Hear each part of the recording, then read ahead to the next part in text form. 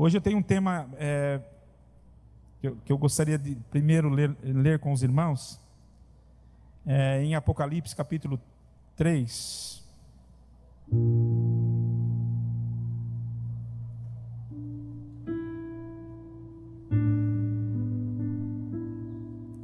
Apocalipse capítulo 3. Vamos ler o versículo 4 e o versículo 5.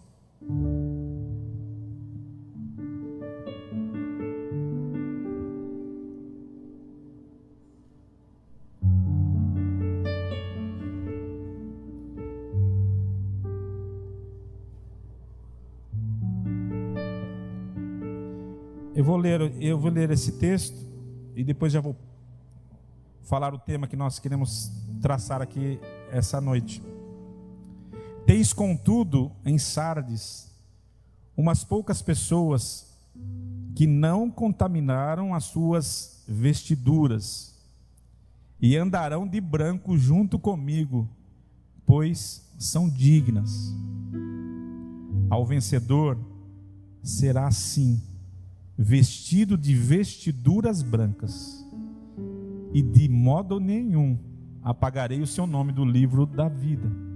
Pelo contrário, confessarei o seu nome diante de meu Pai e diante de seus anjos.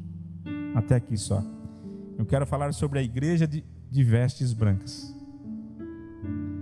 Eu dei um spoiler hoje no nosso culto pela manhã, e eu queria hoje dar continuidade a essa pregação que nós começamos hoje pela manhã. Irmãos, essa semana, eu não me recordo à noite, estava quase pegando no sono e veio a Vânia está de testemunha aí, que eu falei para ela naquela hora, ela sabe do que eu vou falar. A gente estava quase pegando no sono e veio uma voz e falou assim: Hebreus 3, 6. Falei assim, Hebreus 3, 6. Sabe que é coisa da minha cabeça? E aí eu peguei e falei assim, não, é coisa da minha cabeça, eu vou dormir, é melhor. E eu estava quase pegando no sono, veio uma voz e falou assim, Hebreus 3, 6. Aí eu falei para a Vanessa, você acredita que eu vou ter que acordar e ler que está escrito em Hebreus 3, 6? E aí eu ali, não entendi muito bem na hora, porque eu estava muito sono. Mas depois eu fui meditar no outro dia, e Deus me deu uma palavra que eu quero trazer para vocês hoje. Cristo, porém, como filho em sua casa, a qual casa somos nós, se guardarmos firme até o fim a ousadia e a exultação da esperança. Mas a minha tradução que eu li é um pouco diferente. Ali onde diz assim, por toda a volta lá isso, Cristo, porém, como filho em sua casa, a qual casa somos nós, na minha tradução diz assim, se conservarmos firme até o fim. Se conservarmos firme, guarda essa palavra.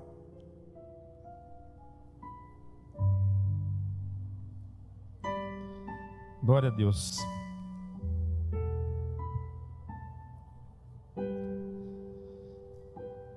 Eu queria falar de uma pessoa antes de começar a pregar, que veio à minha recordação quando eu li essa palavra.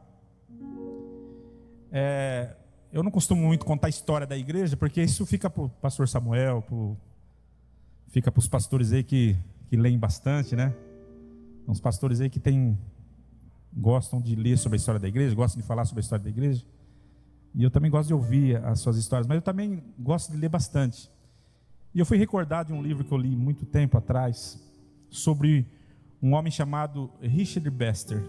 Alguém já ouviu falar de Richard Baxter? Tá vendo? Quem é Richard Baxter? Richard Baxter foi um conservador.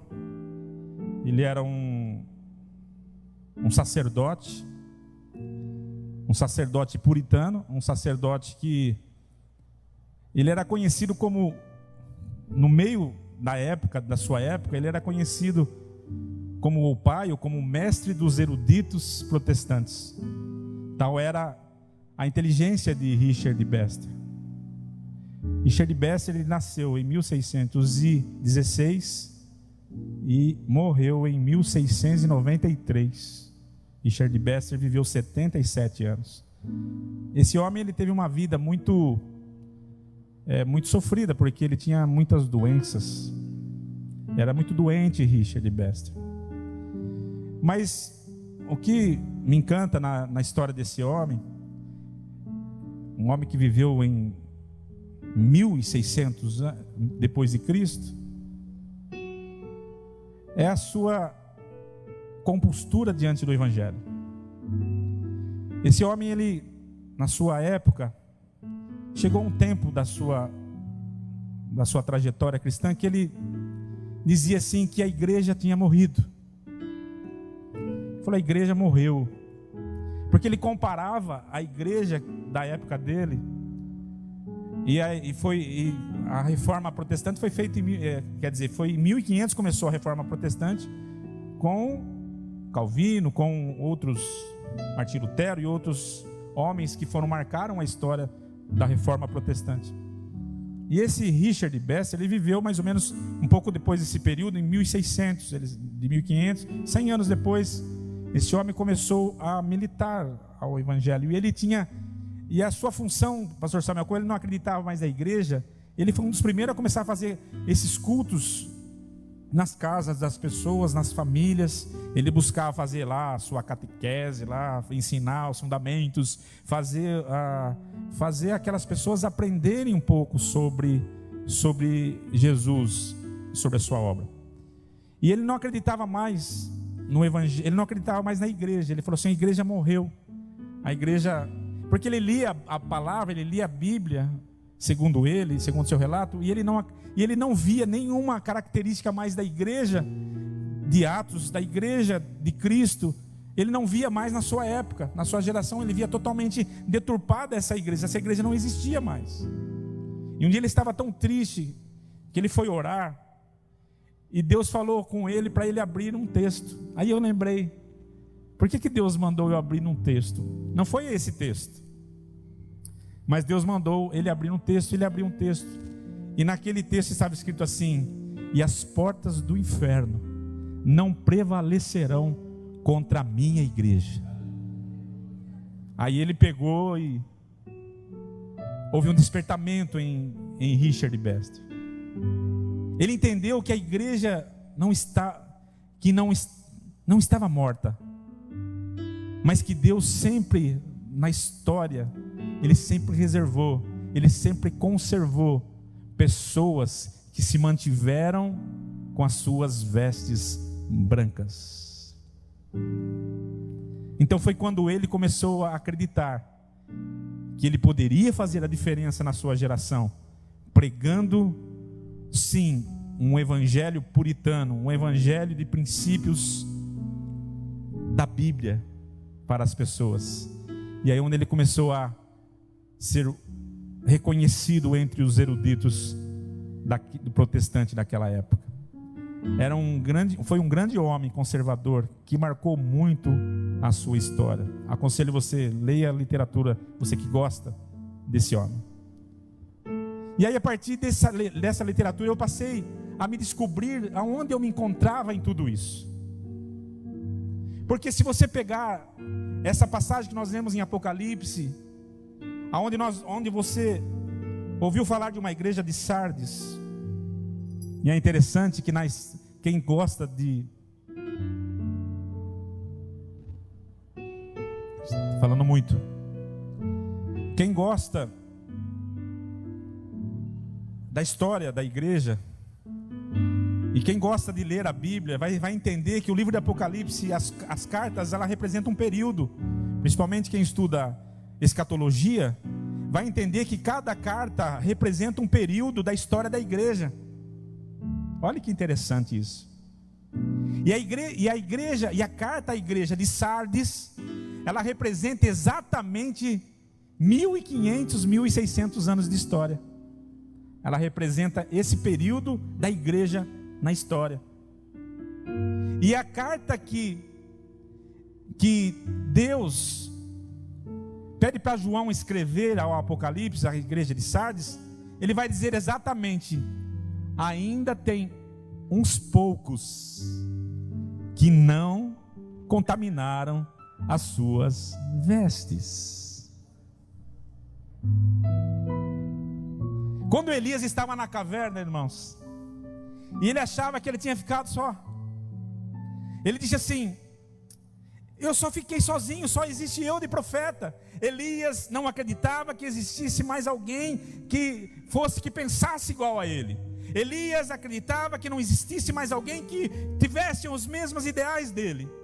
Ele disse: só ficou eu de profeta, não existe mais ninguém. Sabe por quê? Porque Elias, assim como eu, assim como Richard Baxter, assim como alguns outros, nós somos muito limitados na nossa maneira de enxergar o mundo. Às vezes nós achamos que a igreja morreu, que a igreja acabou, e às vezes eu sou um grande crítico da igreja. Eu sou um grande crítico, eu prego muito sobre isso, sobre essa igreja contaminada, essa igreja de vestes sujas. Alguém disse assim, nós estávamos fazendo um bate-papo para a gente colocar na internet, e alguém disse assim que a igreja, ela está com... ainda existe, mesmo com as vestes sujas. Eu não acredito na verdadeira igreja de vestes sujas. O Senhor não vai vir buscar uma igreja de vestes sujas. O Senhor tem reservado, tem preservado pessoas que ainda não contaminaram as suas vestes.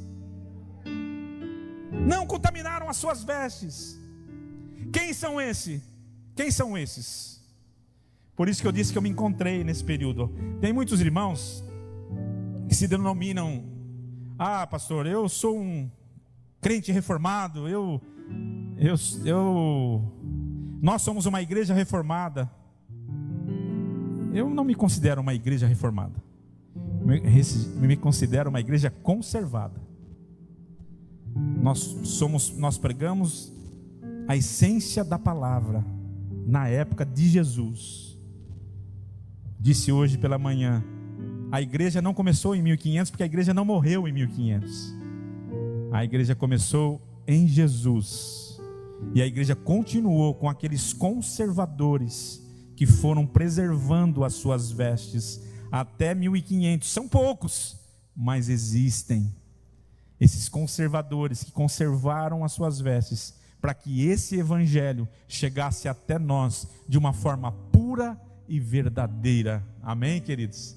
Amém? Eu acho que a reforma protestante ela fez um grande bem para o mundo por causa de todo esse desvio da igreja. Mas eu quero falar de um pequeno rebanho, de um pequeno povo que não contaminou as suas vestes. Amém? Glória a Deus.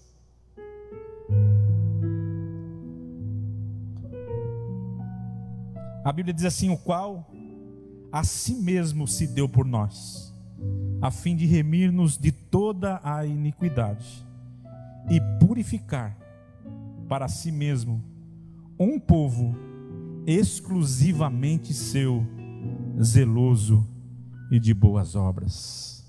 Sabe como Deus vê a igreja, Samuel? Deus não vê a igreja contaminada. Deus não bota a mão no olho e fala assim: meu Deus, o que aconteceu com a minha igreja? Porque essa igreja que se diz igreja nunca foi e nunca será a igreja do Senhor. Porque a igreja do Senhor, ela é zelosa, ela é exclusiva e ela é de boas obras. Amém? Amém ou não amém? Nós estamos aqui diante da ceia, irmãos. Eu quero que Deus revele ao seu coração. A Bíblia fala: se conservarmos até o fim. Deus chama eu e você para conservarmos as nossas vestes. As nossas vestes. Glória a Deus. Deus tem reservado em todo o tempo um povo escolhido por Ele, que não se contaminou ou não manchou as suas vestes a esse sistema mundano, corrompido, comandado por Satanás. Amém? Jesus disse: e as portas do inferno não prevalecerão contra a minha igreja. Ei, igreja, nós não somos igreja da Reforma, nós somos igreja de Jesus Cristo. Ele é o Senhor dessa igreja, amém? Ele é o Senhor, Ele é o bom pastor, Ele é o Senhor que comanda tudo isso aqui. Ele é o Senhor dessa igreja, Ele é o Senhor de Lutero, Ele é o Senhor de Calvino, Ele é o Senhor de John Wesley, Ele é o Senhor daqueles grandes homens que fizeram, de Richard Baxter, Ele é o Senhor de grandes homens que marcaram a sua geração, mas Ele também é o Senhor dessa igreja, de homens que não mancharam as suas vestes, não sujaram as suas vestes, amém? Ele merecia uma salva de palmas, faça isso, amém?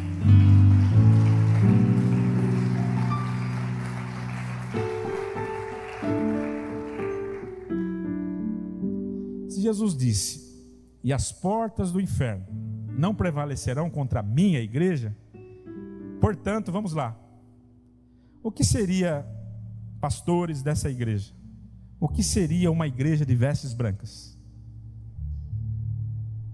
Para não ficar muito à vontade, nós precisamos definir um pouquinho. Igreja de vestes brancas. Quando Martim Lutero estava quando ele era um monge, ele era um monge, né? Quando ele era um monge, teve algo que na Bíblia que chamou a atenção dele. Quando ele começava a ver todas aquelas movimentações da igreja, a igreja envolvida com um monte de coisas que não estava na Bíblia, e quando ele começou a ler a Bíblia, ele descobriu algo que mudou que fez toda a diferença para que acontecesse a reforma naquela época. E o justo viverá pela fé. Quando ele leu essa palavra, eu queria que você prestasse atenção nisso, irmãos. A primeira conservação de uma igreja de branco é essa: entender que o justo vive pela fé. E o que seria viver pela fé? Essa é a grande revelação que mudou a vida de muitos na história da igreja. Viver pela fé. Fé, segundo a palavra, é a prova das coisas que se não veem. Horas. Nós não precisamos de imagens. Nós não precisamos de nada disso. Se a fé é a prova das coisas que não se veem, por que nós precisamos então ter um monte de coisa para provar que Deus é Deus? Por que precisamos de indulgências? Por que precisamos de coisa? Por que precisamos de candelabro? Por que precisamos da cruz? Você vai olhar aqui, irmãos, nós temos um símbolo aqui. Esse é um símbolo da igreja, é um símbolo de apenas uma instituição. Isso aqui não tem peso nenhum, espiritual, meu amado.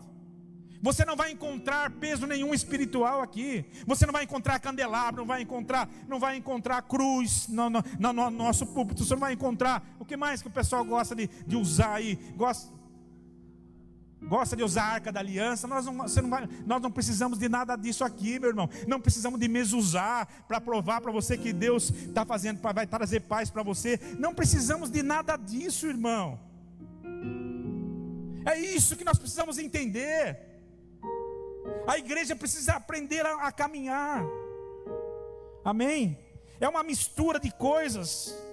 Sabe, as pessoas, nós não precisamos, eu até respeito quem gosta, mas nós não precisamos do chofar aqui. Nós não precisamos da bandeira de Israel, nem da bandeira do Brasil. Nós não precisamos de nada dessas coisas aqui. Por quê? Porque o justo vive pela fé. E a fé é simplesmente a prova das coisas que se não veem.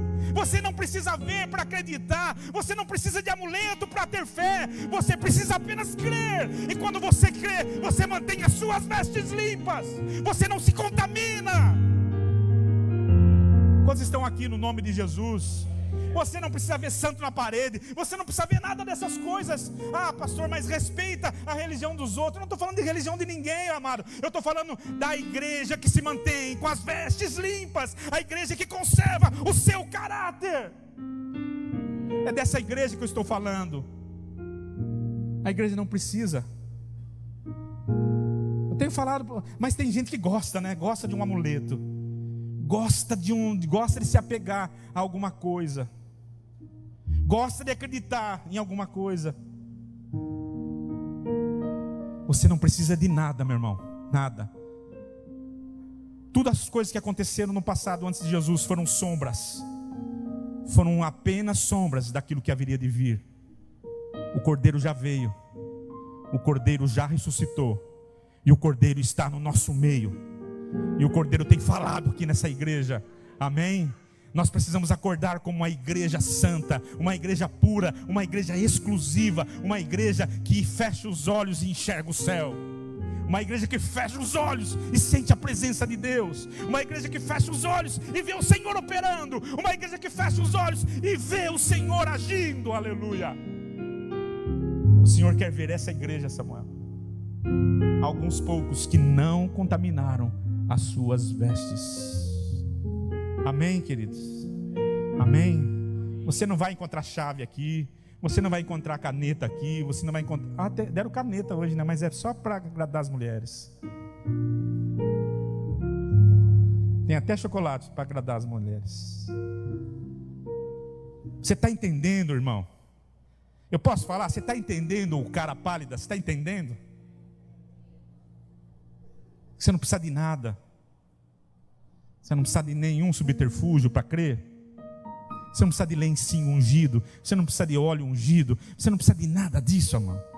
Não precisa tocar a buzina, nem o trombone, nem o trompete, nem o chofar. Está entendendo, irmãos? Você só precisa crer. Se você acreditar, aí você mantém as suas vestes brancas. Amém ou não amém? Deixa eu rir um pouco aqui para continuar, senão os irmãos já vão sair daqui já me malhando. Amém? Eu louvo tanto a Deus, irmãos, porque nos tem dado ousadia. Porque nesses dias nós precisamos acordar, amados. Precisamos acordar. A igreja, ela se mistura muito com as liturgias do mundo. E nós não precisamos nada disso. Nada disso. Amém? Sabe outra coisa que eu vejo a igreja de vestes brancas? A igreja de vestes brancas não se mistura com as coisas dessa terra. A Bíblia diz que há uma inimizade entre o mundo e a igreja. Há uma inimizade. Não existe comunhão entre luz e as trevas. Por mais que os homens querem fazer uma amizade, querendo fazer uma união do mundo com a igreja, até trazendo um pouco do mundo para dentro da igreja. E antigamente, quando os pastores falavam assim: vocês estão trazendo o mundo para dentro da igreja, as mulheres estavam de brinco, aí os homens estavam de saia, né? Aí começava, eu estou usando um pouco de uma linguagem um pouquinho mais engraçada para você entender, né? Pastor não pode usar barba.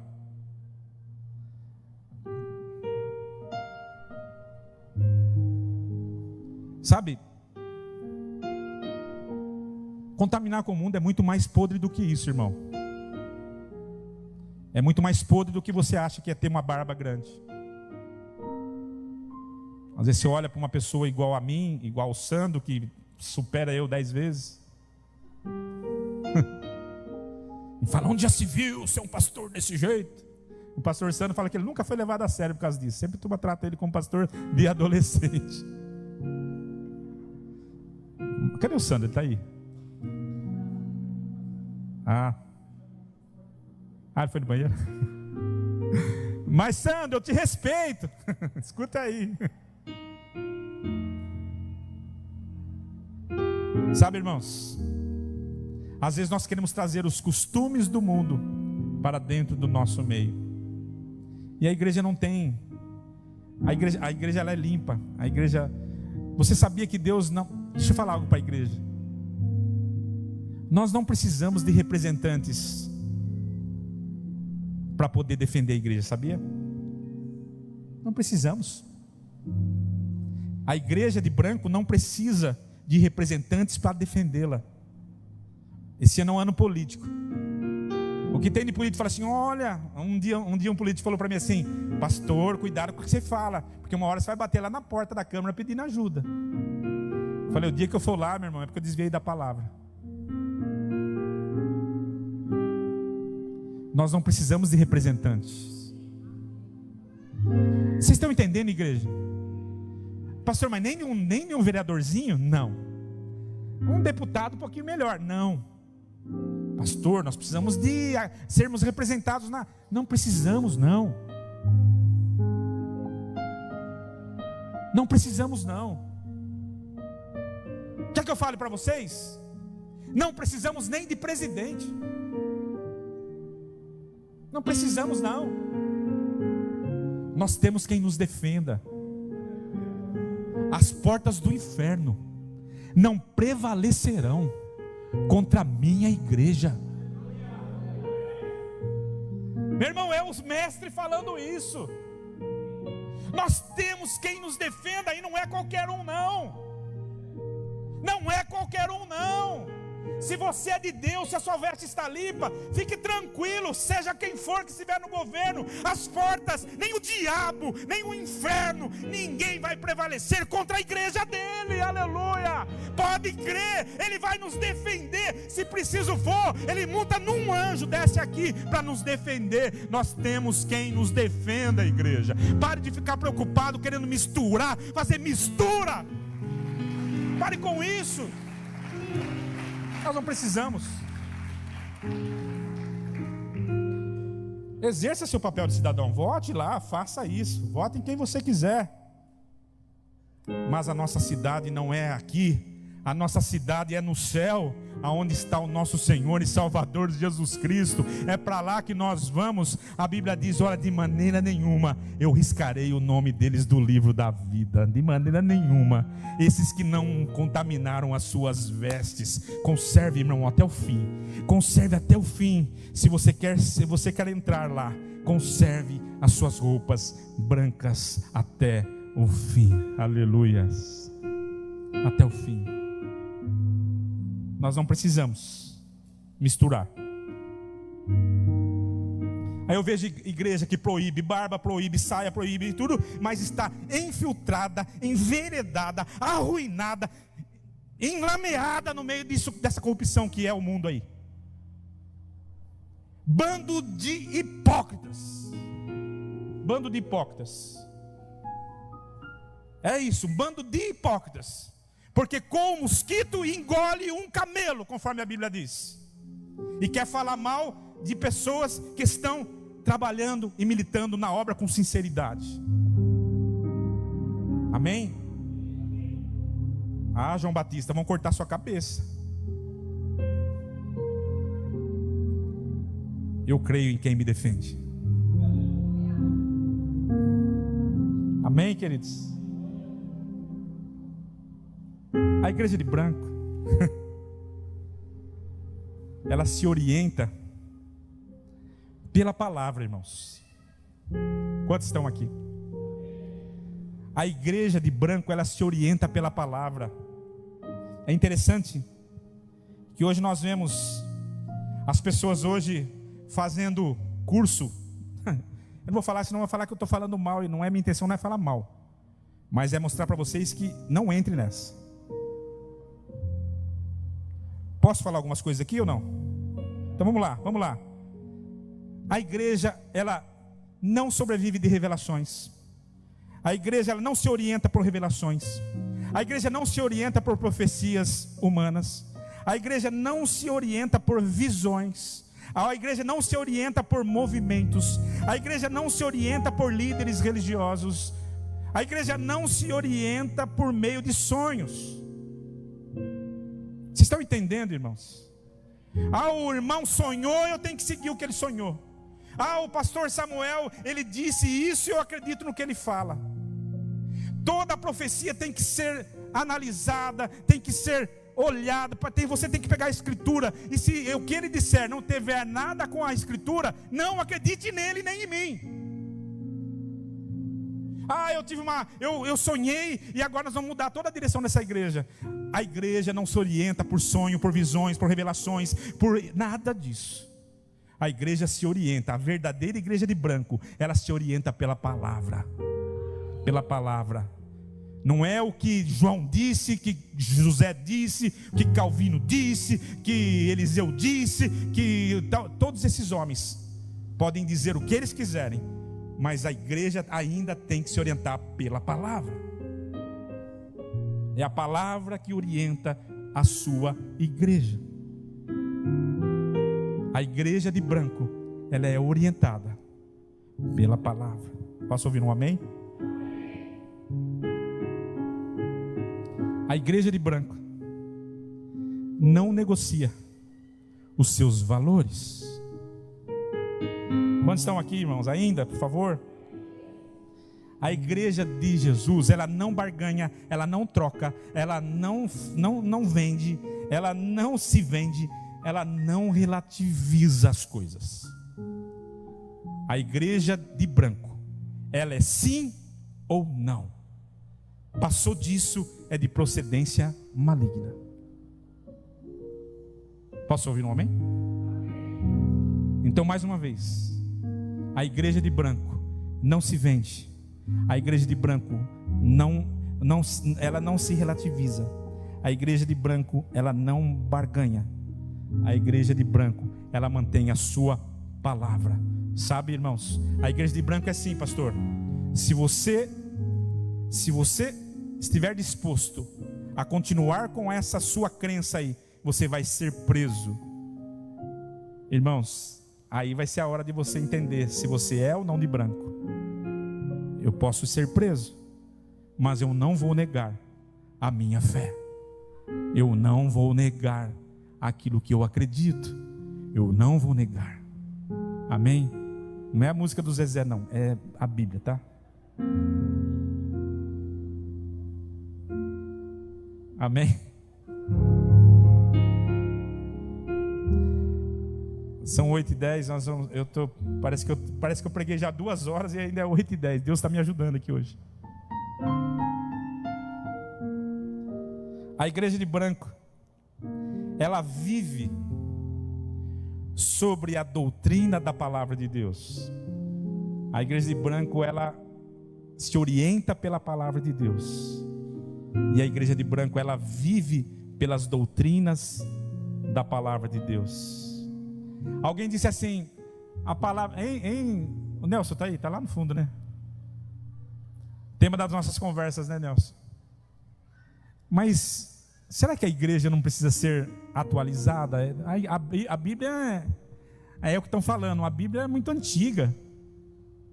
Ela é de um outro tempo, né? A Bíblia era para um outro povo. A Bíblia precisa mudar algumas coisas, porque a Bíblia é ofensiva em algum determinado momento. Ei, irmãos, nós somos aquilo que a Bíblia diz que somos. Nós temos aquilo que a Bíblia diz que temos. Nós podemos tudo aquilo que a Bíblia diz que podemos. Amém? A igreja de branco, ela não segue doutrinas de homens. A igreja de branco, ela não se guia pelas doutrinas de homens. O meu pastor me disse isso. Vai você e o seu pastor para o inferno, se não tomar cuidado com aquilo que o teu pastor está dizendo. Aí tem outros mais, num tempo mais moderno, o meu líder, tem uma raiva quando fala isso, meu líder. O meu líder me disse, vai você e o teu líder para o inferno. Não estou mandando você para o inferno, não, irmão, se ele não estiver ensinando você corretamente. Sabe o que faz, Samuel, uma igreja fraca, uma igreja doente? uma igreja sendo arrastada para o abismo, porque são crentes que não estão preocupados em ouvir a verdade. Eles se incomodam quando alguém como eu parece ter um pouco de arrogância. Irmãos, só Deus sabe o que eu preciso fazer e para estar aqui para pregar essa palavra para você. Eu tenho um temor muito grande de estar falando o que eu tenho falado aqui, porque eu tenho que servir de exemplo para os fiéis. E isso pesa, isso é responsabilidade. Mas eu quero dizer para você uma coisa: não se oriente pelo homem, ou melhor, não siga as doutrinas dos homens, siga as doutrinas de Deus. E como eu faço isso? Aquilo que Jesus disse àqueles homens, quando ele disse assim, quando eles perguntaram para Jesus: Jesus, morreu alguém? O cara é casado, o cara casou 2 vezes, né? Ele morreu, e lá em cima, ele vai ser marido de quem? Fale para mim. Jesus disse assim: vocês erram, sabe por quê?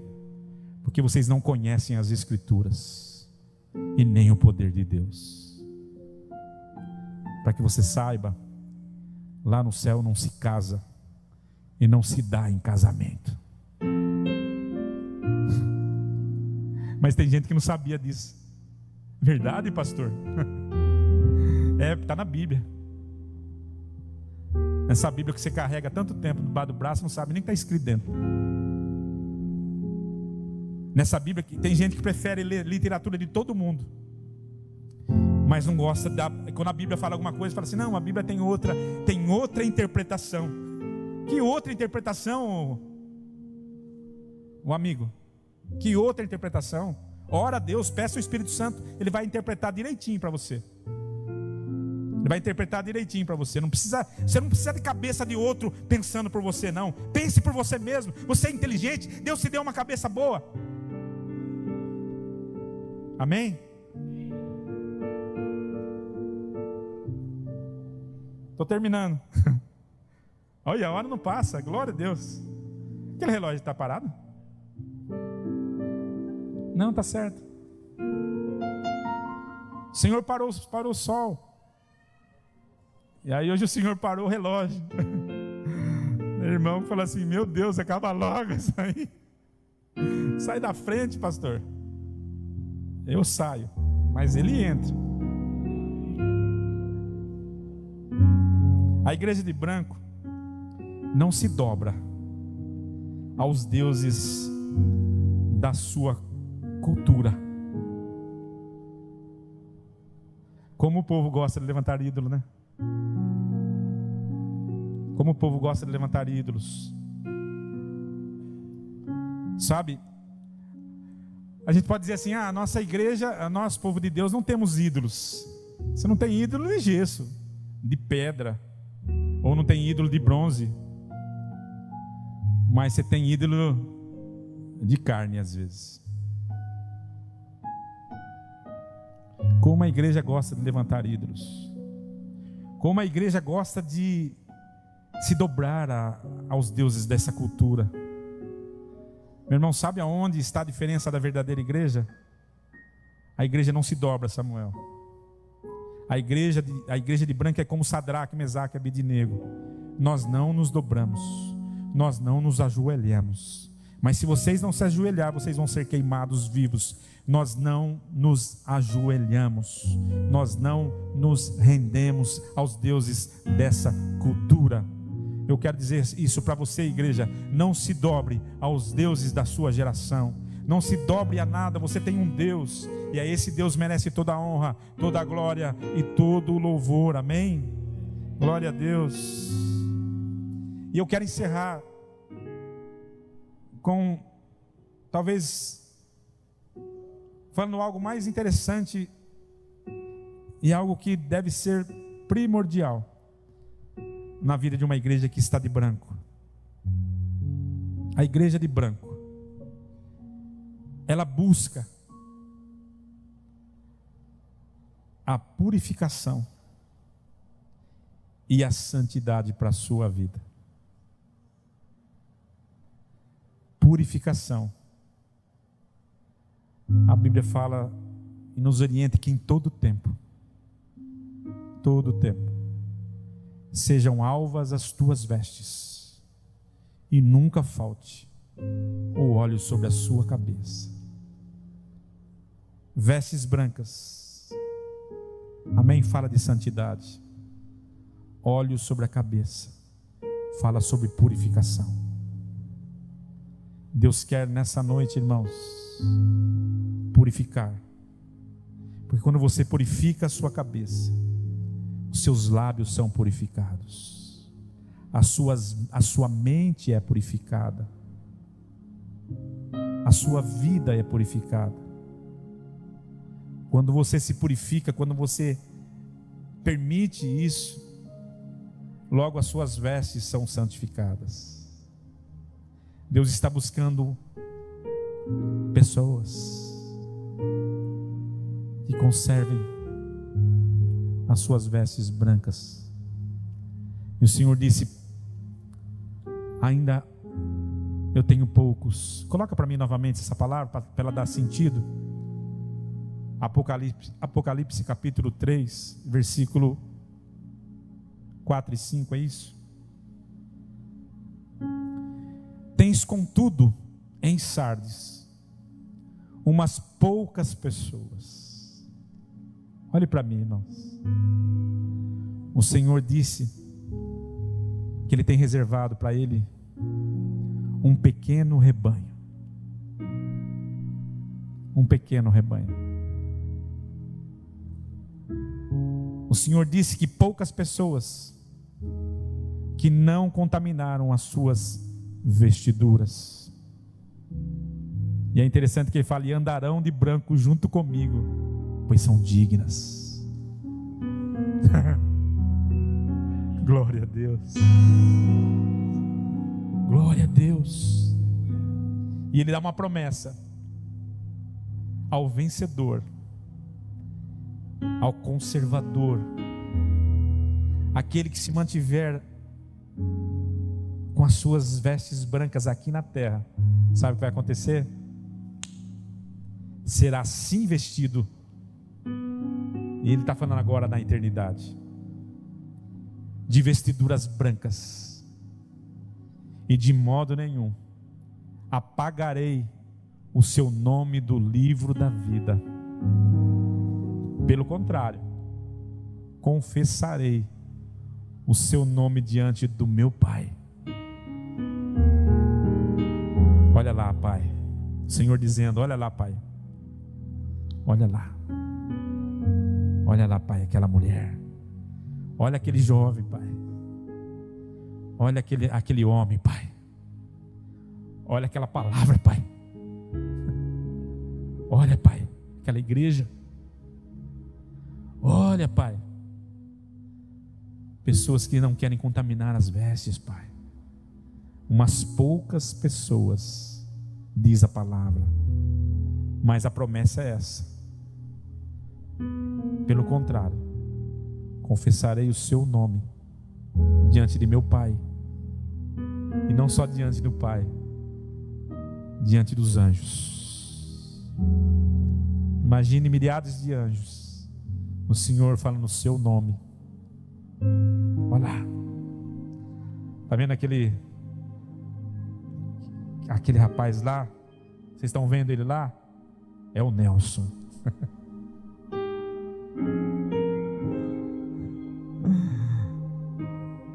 Está vendo aquele baixinho marrento lá? É o Samuel. É o Noel. É o Fúvio. É o Sandro. Coloque a mão no seu coração. É você, amado. É você, amado. Você entrou nessa casa hoje, o Espírito Santo está falando com você, meu irmão. Glória a Deus. Sinta a presença do Espírito. Sinta a presença de Deus na sua vida. Não, eu não quero fazer você se emocionar, eu quero fazer você refletir sobre a palavra. Mas não tem como você não se emocionar quando o Espírito Santo mexe com você, pelo menos assim comigo. Então, se você tiver vontade de chorar, chore. Se você tiver vontade de pedir perdão, peça. Se você tiver vontade, Senhor, me ajuda a purificar as minhas vestes, Pai. Me ajude a não contaminar as minhas vestes, Senhor. Meu irmão, o Senhor diz nessa noite: ainda que os teus pecados sejam vermelhos, ainda que sejam como carmesim, eu vou deixar branco como a pura lã. O Senhor tem um poder purificador. O Senhor, pela lavagem do seu sangue, Ele pode nos purificar e nos lavar de todo pecado.